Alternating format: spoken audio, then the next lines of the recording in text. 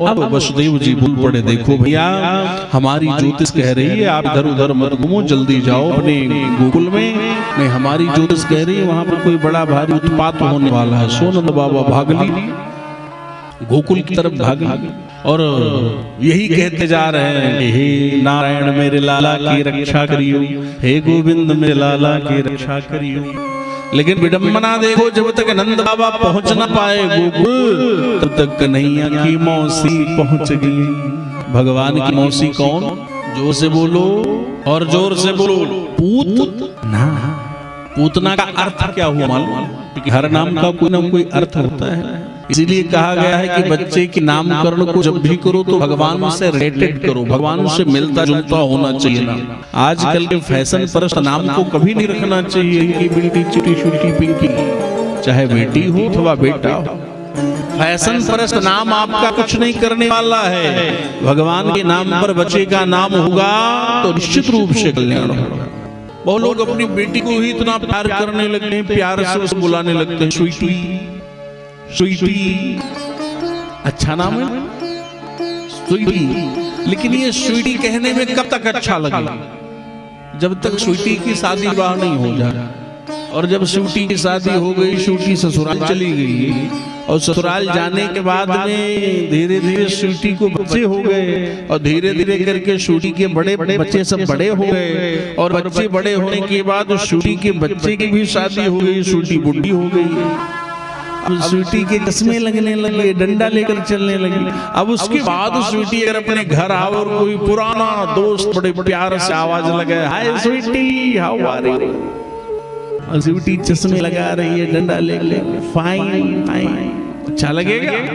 बहुत लोग अपने बच्ची का नाम बेटी का नाम गुड़िया रख देते, तो 50 साल तक तो अच्छा लगेगा। उसके बाद आवाज लगाओगे गुड़िया और निकलेगी कौन घर से? अच्छा लगेगा। इसलिए नाम ऐसा हो। हमारी जो पहले की माताएं थी कितनी समझदार थी महाराज। जितने भी पहले के नाम लिखो, किसी का नाम सीता देवी, किसी का नाम राधा देवी, किसी का नाम किशोरी देवी है, ऐसे ही नाम हुआ करते थे। लेकिन आजकल तो ऐसे ऐसे नाम महाराज, बच्चों के नाम को देखो, लड़के का नाम रख देंगे जो है उज्जवल। क्या नाम? उज्जवल। और बच्चे को आवाज लगाओ बेटा उज्जवल, तो सामने निकलेगा तो साउंड से भी ज्यादा काला।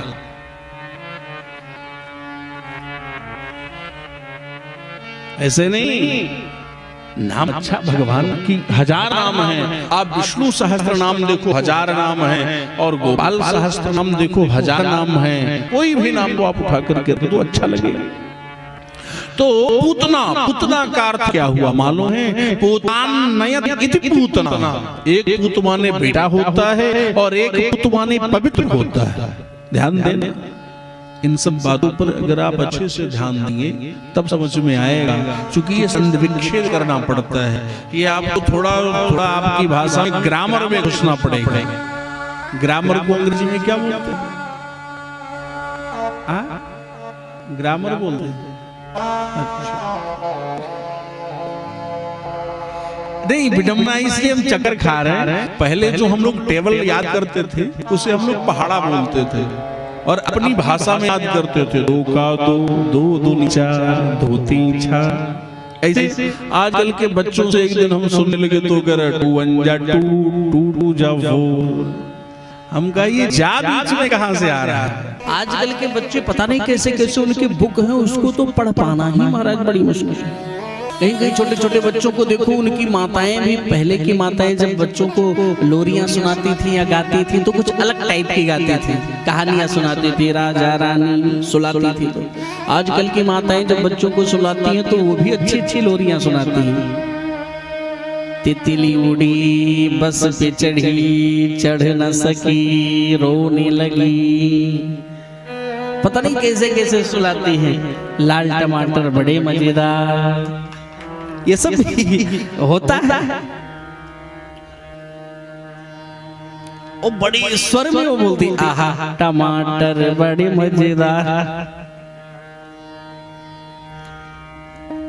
गौरी शंकर आप भी ऐसा करते थे? नहीं, हम सुनते हैं तो अच्छा लगता है। इसलिए पूतान नयति पूतना, एक पूत माने बेटा होता है और एक पूत माने पवित्र होता है। तो जिसका आचरण कहीं से पवित्र ना हो उसे पूतना कहते हैं। पूतना का अर्थ क्या हुआ? जिसका आचरण कहीं से पवित्र ना हो उसे पूतना बोलते हैं। महाराज अपने स्तनों में जहर लगाकर भगवान को मारने के लिए, ये कितनी विचित्र! भगवान की अवस्था मात्र 6 दिन की है और चल पड़ी, राक्षसी है, भगवान को मारने चली। सुखदेव जी महाराज ने तुरंत संकेत किया, क्या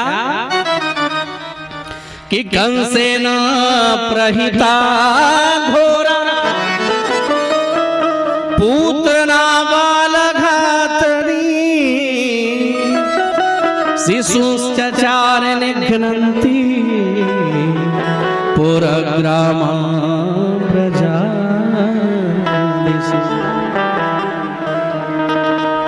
नगर ग्रामों में परिभ्रमण करती वो बाल घातनी पूतना घूमते फिरते आ गई भगवान को मारने के लिए।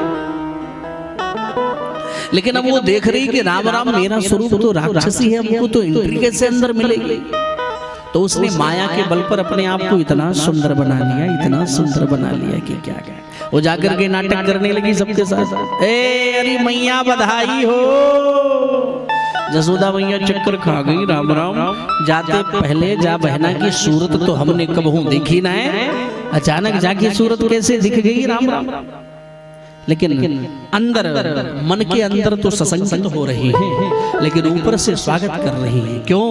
ये यशोदा का नाम ही यशोदा है, यशोदा का अर्थ ही है यशम ददात इति यशोदा, जो सभी को यश प्रदान करने वाली है।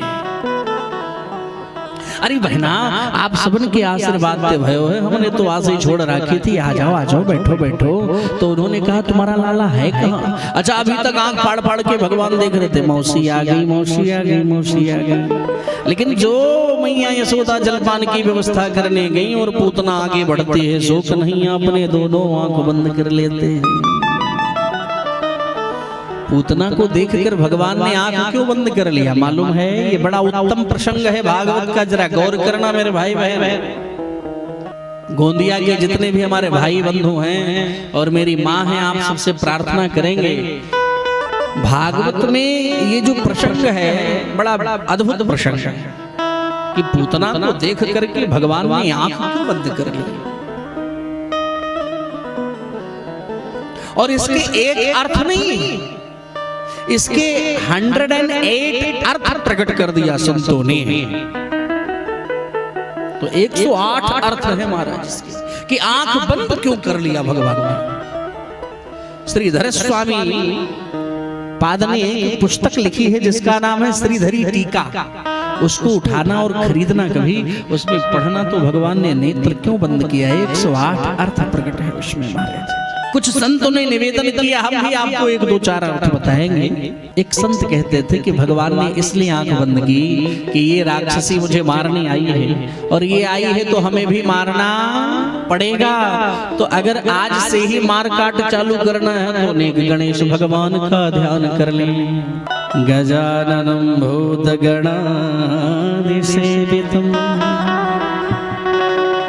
गणेश जी का ध्यान कर रहे हो। एक संत कह रहे मैं बताऊं भगवान ने आंख क्यों बंद कर ली। बोले आप बताओ।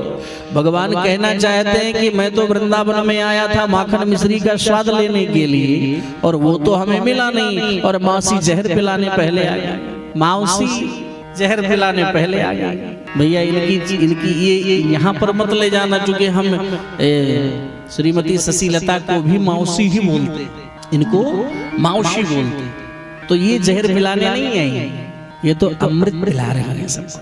भगवान की कथा भागवतामृत है, ये भागवत रूपी अमृत सबको पिला रही हैं। मोहिनी अवतार में विराजमान है मौसी, अमृत बांट रही है सब।